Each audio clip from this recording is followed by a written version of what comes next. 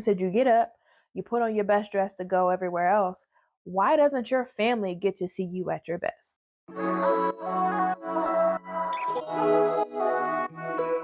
Hey y'all, my name is Tierra Ray, and welcome to Mamas at Home, where we will be discussing all the things regarding being a woman and being in the home. Today's topic is something that's important to me because it is something that I am slowly coming to learn for myself, which is self-care.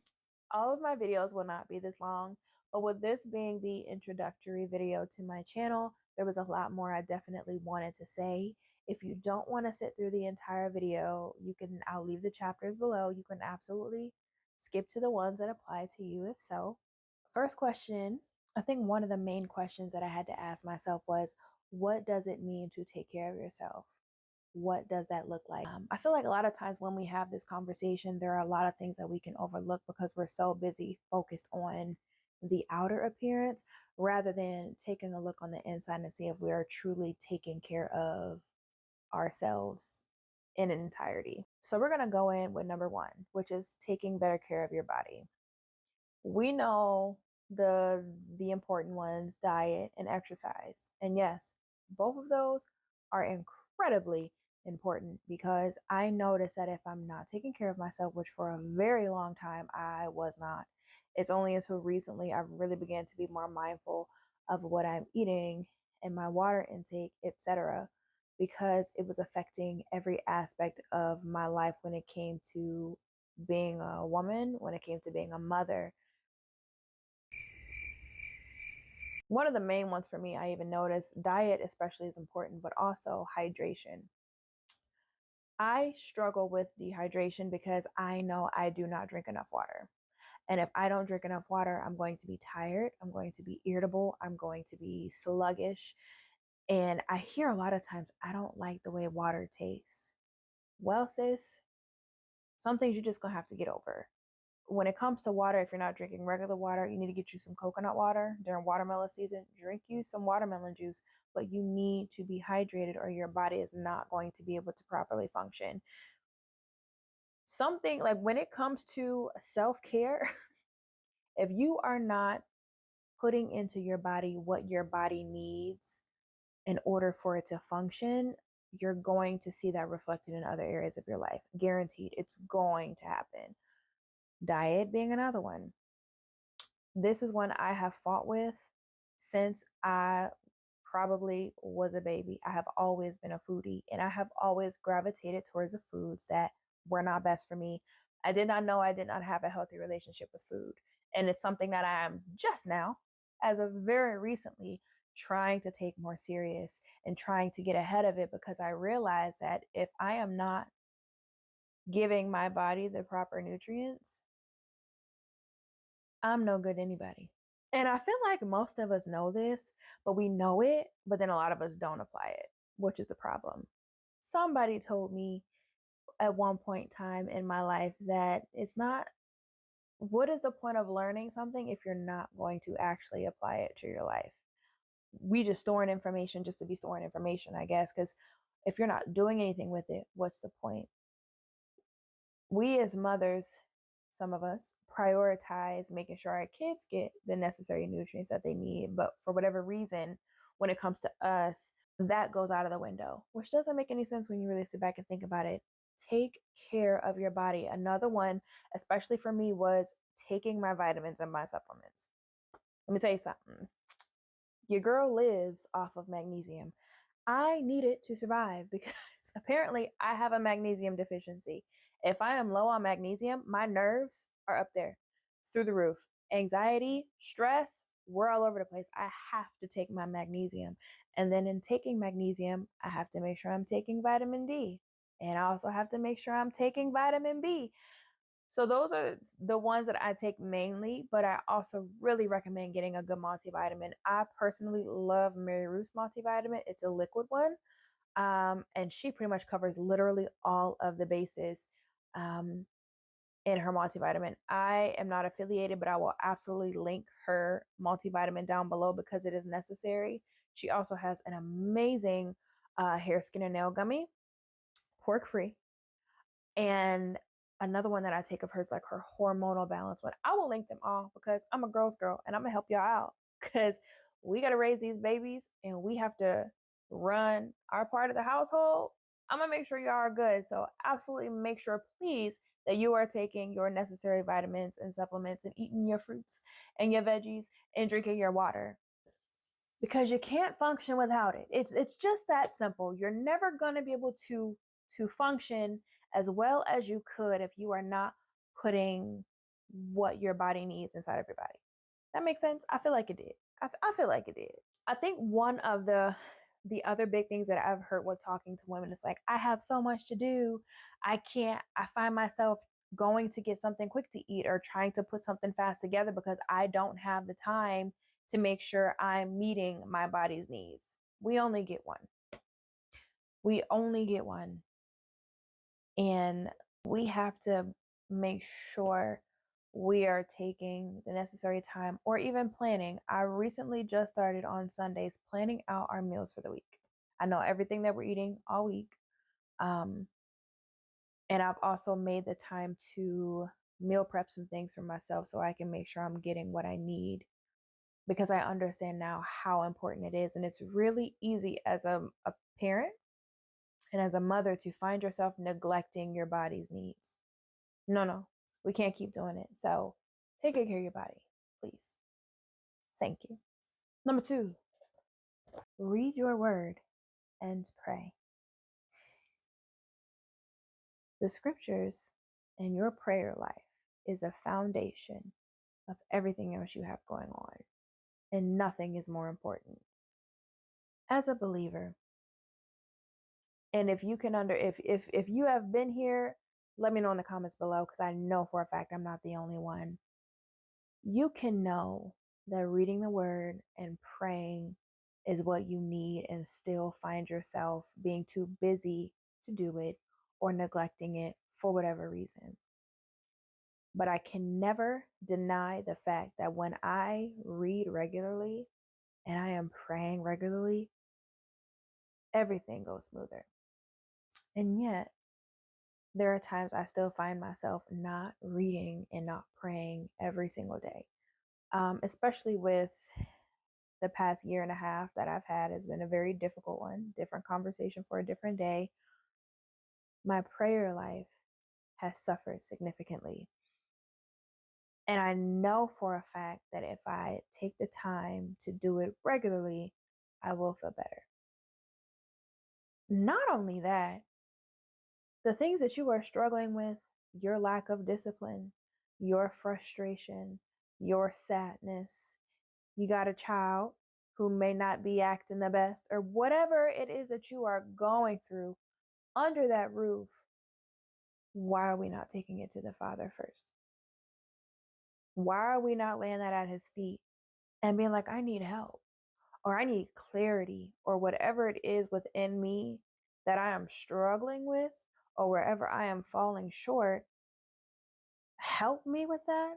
And not only that, give me the tools I need to be a better mother. Show me the things I need to see to be a better mother, to be a better wife, or whatever it is that you are struggling with. We need to get back to taking it to the Father on a regular basis and reading, again, applying what it is that you have read and also doing what it is that he has required you to do. Because prayer and the relationship with the Father, it's not a one-way street. He requires things of us. So you can go asking for things, but then you're not also doing your part. And that's one of the big ones I told myself that I'm absolutely going to make sure that I do on a regular basis. Actually, I'm going to read when I finish recording this video because I have not read today. And I do not want to be a hypocrite. So I'm getting in my scriptures today. You need to do the same. That is how you take care of yourself. Go to the one who created you. Okay? I'm going to check in later on this week. Y'all better have read something. Number 3, make time for quality time. Studies have shown that quality time drastically improves your mental health, your sense of well-being. It reduces stress and anxiety, and it improves your communication skills. Not only does it improve your communication skills, and even your emotional intelligence. It also improves the communication skills and the emotional intelligence of your children. You have to take nothing. Listen, I know you're busy. Okay? Make the time. It is absolutely necessary that you make the time to spend quality time with the ones that you love. You have to. Words can't explain how much better I feel when I shut the world out and I sit with my littles and we watch our movies or we do whatever it is that we're doing, how that fills me up. And I'll be honest, there has been times where I wasn't making enough time for it because I had so much to do. You never have that much to do. You need to spend time because you have been blessed with people in your life who love you, people in your life who need you, who need to spend time with you, and you need to spend time with them. So you have to make that time. It is better for you and it is better for everybody else in your family. But since this is about self-care, when you really take the time, turn that phone off. Put that phone down. I'm talking to myself too. Put your phone down. Don't touch it. Don't touch it. Spend time with your loved ones and watch how much better you feel. Number 4. Number 4. Wake up earlier. As a night owl, I have been a night owl all my life. One of the hardest things for me to do is to get my butt up early. Listen, I like it. It is about 1 a.m. as we speak, and I am thriving. I am up. I am full of energy. I love being up late. But sometimes being up late for me is counterproductive. But I cannot, as much as I love being up late, let me say this, as much as I love being up late, I cannot deny how much better my days go when I get up before 7 a.m. I know it's late, but I am going to be up before 7 a.m. I already have my day planned out for tomorrow, and I am getting up because when I wake up before everybody else and I get that time to myself, the day, the day is incredible. Tomorrow's going to be a good day because I'm going to get up early. And we even see in scripture, where it talks about the infamous promise, the infamous Proverbs 31 woman and how she rises early before everybody else. Personally, I think that time is absolutely necessary. I think as women, mothers, I remember when I used to get up for school. I had to get up super early because I was in performing arts school. I would get up at like 5:30. And my mom would be up fluffing pillows on the phone with her mom. And I used to look at her like, this woman is insane. She was up bright and early every single morning. But honestly, I understand why that is so helpful and it's so beneficial because when I get up and I get that time to sit with myself, sit with my thoughts, breathe, prepare myself for the day, kind of get myself right mentally before all 4 of my children wake up and it's game time. I need that.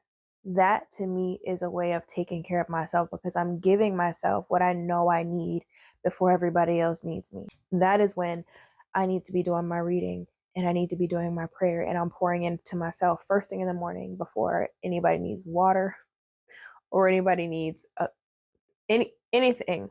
My needs are being met before I have to show up for anybody else. And that's why I think it's so important to wake up early, even if you struggle. Now, the struggle for me is having the discipline to say, okay, it's getting ready to be midnight, or even going to bed closer to 10. I need to go ahead and go to bed because I know I need to get up early. That is where I struggle. I never tell y'all a lie. I'm working on it because I know it works. So tomorrow, I got a bedtime. Have a bedtime. Number 5 is forgive yourself. One of the worst things I feel like we can do for our mental health and even for our advancement and growth in life is constantly be living in the past because you cannot forgive yourself. From a believer standpoint, something I have really struggled with is knowing where I've come from and the work that I have done. And though I am still becoming a version of myself I never could have imagined myself being, I struggle with letting go of who I was or what I've done at one point in my life. Even though I have taken it to the Most High and repented and asked for forgiveness in so many different ways, even though I do the work to become a better person, I was having a really difficult time letting go and I was suffering for it. And I wasn't helping myself. I wasn't helping anybody else by being so hard on myself. I was actually hindering myself from continuing to grow because I kept looking back. I kept looking back. And I'm not going to say that it's always easy, but if you have taken the necessary steps to become a better person and you have a repentant heart and you are doing the best that you can to become a better person, you have learned from your mistakes, why are you still beating yourself up? Refusing to forgive yourself is not helping you. If the Most High has thrown your sins into the sea of forgetfulness, why are you still allowing them to make you suffer? You are not doing anyone any favors by beating yourself over the head with your past. You have to let it go.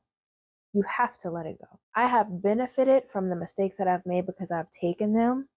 I have learned from them. I have refused to make them again. And now I continue to move forward on this journey of becoming the woman that I want to become. The woman that I envision at night and first thing in the morning. You have separated yourself from your past thoughts and behaviors. So now it's time to pull your mind out of the past and focus on the future. That is where you're going. You're not back there. That is not who you are. That is who you were. We're going this way now. Forgive yourself. Number 6 is keep your word to yourself. And I was watching a video on YouTube, and this gentleman said, the only person who has ever heard every lie you have ever told is yourself. If you continue to lie to yourself and even other people, subconsciously, you're not even going to believe yourself. So if I say, for example, because this is something I've really struggled with, keeping my word to myself and finding my way to wiggle my way out of my word, period. I'm going to just be honest with you. It's something I've struggled with, especially when it comes to, say, for example, my self-discipline or, okay, I'm going to start working out on a regular basis. Myself be like, girl, go to bed. No, you're not. You're not about to do that. You're not about to do that. The more you say things and you do not honor them, even just saying them to yourself, if you do not start to show up for yourself and honor your word to yourself, you're never going to get where it is you need to be. I heard another example. I'm telling you, they just kept popping up and it was something else. And the guy said, if a friend of yours, you guys agreed to go to the gym, your friend told you 10 times in a row they were going to the gym with you and they didn't show up all 10 times. Are you going to believe them on the 11th time? No, you're not. You're absolutely not. Your brain works the same way. If you keep saying, I'm going to do this, and then you don't do it, I'm going to do this, and then you don't do it, you struggle to believe in yourself. Therefore, you're going to struggle to actually do the things that you say you're going to do because you won't keep your word to yourself. This one wasn't actually even in my original lineup, but because it kept coming up over and over again, and I know that I was being told that that's something that I really need to work on and it's something that I'm still actively working on, I had to put it in here because I know I'm not the only one who struggles with this. If you say, for example, okay, I'm going to start waking up earlier, but you never do. I'm going to start going to the gym, but you never do. I'm going to start reading my word, but you never do. You are letting yourself down. Because what you're telling yourself is, I can't even depend on me. And that is why even when you say certain things, you don't even believe it. You have to begin to restore your self's faith in you. And that takes time because you have wired your brain into believing that you're not going to fulfill the things that you say you're going to do. That is a problem. Take better care of yourself. Keep your word. Number 7, keep yourself together. They say it all the time. At this point, it's cliche. If you look good, you feel good. And that is facts. It is absolute facts. I remember I used to walk around in some holy pajama pants. And my mom used to look at me and be like, get some loungewear. Do something with yourself. And I used to be so offended. I used to be like, but I'm comfortable. I understand what she's saying now. Because even if I'm home, I have certain nightgowns that I'll put on, or I have my robes, or I have like my kaftan, aka a muumuu, that I will put on, because even when I'm not going anywhere, if I get up and I take a little bit, take care of myself, I feel better. It's not always about how you appear to the rest of the world. We don't care about them as much. How do you feel to you? Do you feel good? As you are sitting there watching this video, how do you feel about you right now? When you are walking around the house, how are you carrying yourself in the house? And even if you have a spouse, my mom used to tell me, look like something. Like, you don't have to do a lot, but give that man something to look at when you're sitting in the house. And again, she was right. As of now, I give myself something to look at because I am not married. But just being able to keep myself up, I walk around my house with my head held high, and I feel better about me, and I feel more confident because I'm actually putting some time and energy into how I am appearing to myself, to my children, and to the world. And I watched a video, I want to say it was from Habits of a Homemaker one time, and she made an amazing point. She said, you get up, you put on your best dress to go everywhere else. Why doesn't your family get to see you at your best? Why doesn't the people who matter the most to you get to see you looking the best on a regular basis? And I said, ouch. So you will get up and present the best version of yourself to the rest of the world, but then when you're home, you ain't walk around the house looking like,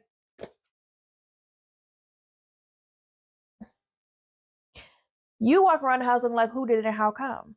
You have, and I don't know if it's you, but you'll know, if when you get up to just get dressed in the house to take care of yourself and somebody say, where you going? You might need a little bit of self-evaluation, because that's programming them to believe mommy's only going to look her best when she got somewhere else to be. She not going to look her best for us. She going to go looking for everybody else. Those closest to us, their opinions and what they see on a regular basis should matter to us more than strangers at the grocery store or at the post office. We don't even know those people. Why are we showing our best to them? Which you can absolutely leave the house looking great, cool, but put that energy back into your home, because those people matter first anyway.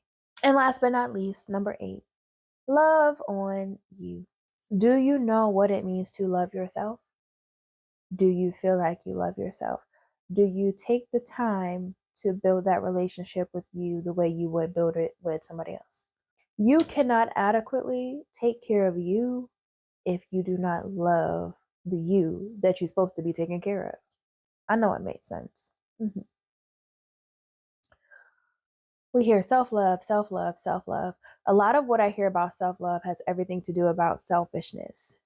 There's a difference between loving you and being self-absorbent, being arrogant. They're not the same thing. And I think if a lot of us are honest, we could admit that we can do a lot better when it comes to loving yourself. What does that look like for you? That's something that we all need to sit with ourselves and figure out. Because for a long time, I love who? Didn't even know what it was. Definitely didn't know how to apply it to myself or anybody else for that matter. If you're going to take care of yourself, mama, you need to love yourself. A lot of us are so blessed in ways that we don't realize. Even just as far as waking up this morning, breathing in and out now. And oftentimes we can take that for granted, and we lack the appreciation that we should have for the blessing that is life. And I don't ever want to be ungrateful and take me for granted, because I am unique and I am who my Father created me to be. I was created in His image, And I have a responsibility to love on his creation, no different than I have to love on my children and love on my brothers and my sisters and honor my parents, etc. If we are called to love each other and love the Most High's creation, that also includes you. I am his creation, and I need to love on myself a lot more than I have been, and especially a lot more than I did in the past. I hope that this video was able to help someone. And I want to thank you guys for tuning into my very first YouTube video. I'm really happy to have you ladies here. I feel like this channel has been a long time coming. I have been putting it off for a very long time because I did not know how to get in front of his thing and talk to y'all. I'm like, I don't know what to say. But when you're called, you're called. And I feel like this is something I am supposed to do. And honestly, I'm just happy to be here. Mamas at Home became an idea a couple years ago. And it has grown and evolved as I continue to grow and evolve.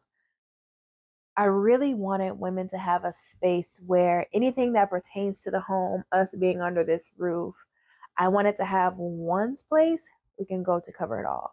Whether it's talking about, the hard things that we go through mentally, emotionally, spiritually, whether we come to talk about biblical womanhood or homeschooling, or we share some recipes. I'll show you how to make some bread. Y'all go get some juice recipes, got some cakes coming, all the things that are coming, because I wanted to be able to discuss all the things that I'm passionate about. And I'm passionate about being home, learning how to better nurture and take care of and love on my family. And I wanted to create something for women who share the same passion as me, for women who might be struggling in certain areas. They don't know how to go about, becoming better, wanting to be better, but not knowing what steps to take is very frustrating for anyone. So I wanted to create a space for you ladies. And I'm really looking forward to all of the future conversations. If you would like more, I also have my blog, Mamas at Home, which I will also link below, where I have some really good blog posts already. There are some really good recipes on there. There are some homeschooling posts, so you can absolutely find those at my blog. And I have so many more videos to come. I want to thank you guys for tuning in to my very first video. I hope it was helpful. If you have any video ideas or anything you'd like to see, please drop them in the comments below and I will be sure to deliver everything it is that you ladies need. Thank you so much for sitting with me and having this conversation. I really appreciate it and I hope that it helped whoever it needed to help. And I will see you next time. Bye.